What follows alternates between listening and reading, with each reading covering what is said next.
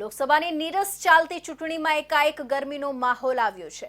ઉમેદવારો હવે ફોર્મ ભરી રહ્યા છે, ત્યારે સુરત કોંગ્રેસના ઉમેદવારે ફોર્મ ભર્યું હતું।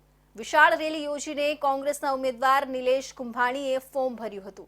ત્યારબાદ ગઠબંધનમાં રહેલી આમ આદમી પાર્ટીમાંથી અલ્પેશ કથિરિયા અને ધાર્મિક માલવિયાએ આપેલા રાજીનામા અંગે કહ્યું કે બંને મારી દિલની નજીક છે, મારી સાથે જ છે। કોંગ્રેસના ઉમેદવાર નિલેશ કુંભાણી રેલી સ્વરૂપે કલેક્ટર કચેરીએ પહોંચ્યા હતા, જ્યાં તેમને પોતાનું ફોર્મ કલેક્ટરને સુપરત કર્યું હતું।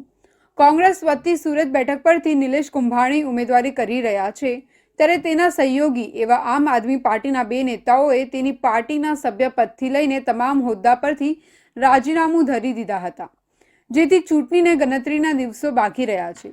ત્યારે આ પ્રકારની સ્થિતિ સર્જાતા નવીન સમીકરણો રચાયા છે। પાસમાંથી આપમાં જોડાયેલા ધાર્મિક અને અલ્પેશ યુવાનોમાં વર્ચસ્વ ધરાવે છે, ત્યારે નિલેશ કુંભાણી પણ એક સમયે બંને નેતાઓની સાથે ખભે ખભા મિલાવીને કામ કરતા હતા, ત્યારે નિલેશ કુંભાણી જ ઉમેદવાર છે। ત્યારે કોંગ્રેસનો હાથ અને નિલેશનો સાથ છોડીને અલ્પેશ અને ધાર્મિક આપનું જાડું છોડીને જતા રહ્યા છે। ત્યારે નિલેશ કુંભાણીએ કહ્યું કે એ લોકોએ આપનો સાથ છોડ્યો હોઈ શકે, પરંતુ મારા દિલની નજીક છે, જેથી ચૂંટણીમાં તેઓ મને સપોર્ટ કરશે તેનો વિશ્વાસ છે। અલ્પેશભાઈનું આમ આદમી પાર્ટીને કોંગ્રેસનું ગઠબંધન મજબૂતાઈથી છે। આ વખતે ઇન્ડિયા ગઠબંધનની સરકાર બનવાની છે, એમાં કોઈ બે મત નથી। અત્યારે લોકો એટલા બધા ભારતીય જનતા પાર્ટીથી ડરી ગયા, અમારા સમાજના લોકો, ઉદ્યોગપતિઓ એટલા બધા ડરી ગયા છે, અમારી સાથે ફોન નથી ઉપાડતા।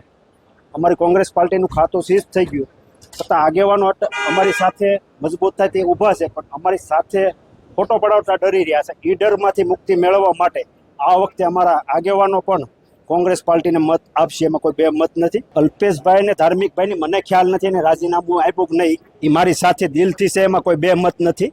આ વખતે ઇન્ડિયા ગઠબંધનની સરકાર બનવાની છે, એમાં કોઈ બે મત નથી।